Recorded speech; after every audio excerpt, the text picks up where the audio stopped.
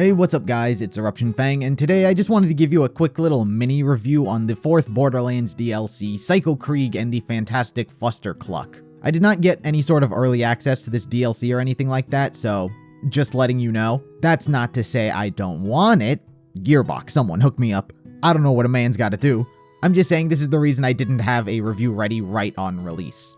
But anyway, this will be spoiler free. I won't be discussing any specific details about the story, just my general thoughts on it as a whole. Also, if you're unaware, due to everything going on in the world during this time it was being developed, this also wound up being the first DLC that was made completely remotely, so that already I have to give props to those who worked on this.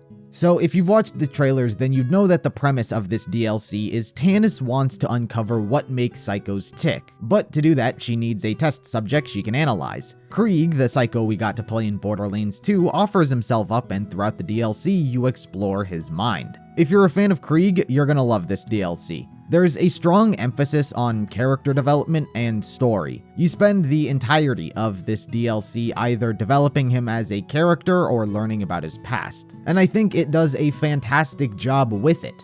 But this can be a double-edged sword. I can only speak from someone who's heavily invested into the story and characters of Borderlands. But if you don't care anything about it and don't pay attention and are just looking to pick up something and loot and shoot things, then you'll probably find yourself being slowed down a lot throughout this DLC. This campaign isn't afraid to take it slow because we are learning about someone's fractured mind. From a storytelling perspective, it's doing the ideal situation. But like I said, if you don't care about that kind of thing, it's hard for me to say whether or not you'd enjoy this DLC. From a narrative standpoint, it is the strongest so far of Borderlands 3, and I know many people have been comparing it, but it really is like Tiny Tina's Assault on Dragon's Keep. Both of these DLCs focus on taking a character the audience really likes and fleshes them out. The story is the strongest point with this one. Something I did find lackluster though wound up being the side missions. To my shock, a lot of them were incredibly short, taking up no more than 2 minutes apiece. There are only about 2 or 3 side missions that take longer and require you to actually leave the area you initially accepted the mission. I think the reason I feel this way is these missions don't satisfy much of what the player wants.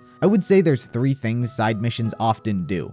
Either send you to kill things, try to get a laugh out of you, or provide some sort of lore and character development. But most, if not all, of these very short side missions are played for laughs. And that's fine, but I think that's often the least popular of the options if players were to choose. Often with comedy, it usually winds up being in conjunction with the first one, which sends you to shoot things. A lot of people don't exactly care and don't pay attention whatsoever to side missions. They just want to kill things and explode enemies, and I don't blame them. In the grand scheme of things, side missions often don't do anything, but at least you get to shoot things along the way. These missions don't do that, nor do they have any real meaning that the player can take away from them, aside for like 1 or 2. More often than not, you find yourself getting pulled to the side to try and get a laugh out of you, which may or may not land. It all depends on you.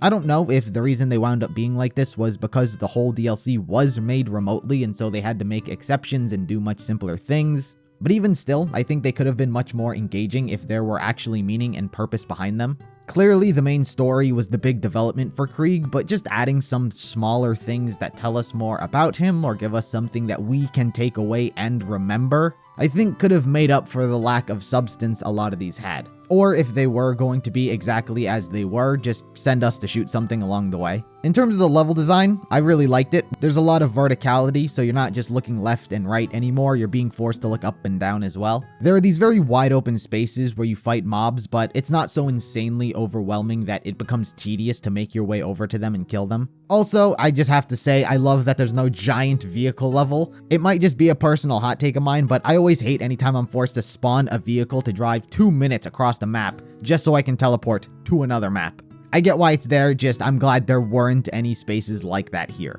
The new weapons and legendaries from what I've seen and what I've experienced are fairly run-of-the-mill. There aren't as many strong ones as the last DLC, but it seems like a few of them have a place of their own. Personally, I found myself really liking a new shotgun called the Convergence as well as a pistol called the Prompt Critical. If you're interested in more specifics about the gear, then I would probably advise looking up some other videos that go into much further detail, but from what I've seen, they're alright.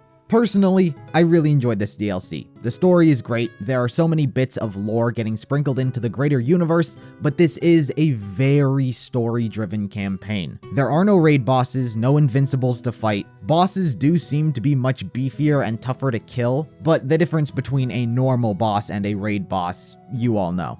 If you like story and like Krieg and want to see his character development in a story that revolves around him, you're not going to be disappointed. It did a very good job with it. It is one of the strongest narratives to come out of Borderlands to date, but if you're someone who doesn't really care about that kind of thing, you're probably not going to enjoy this DLC very much.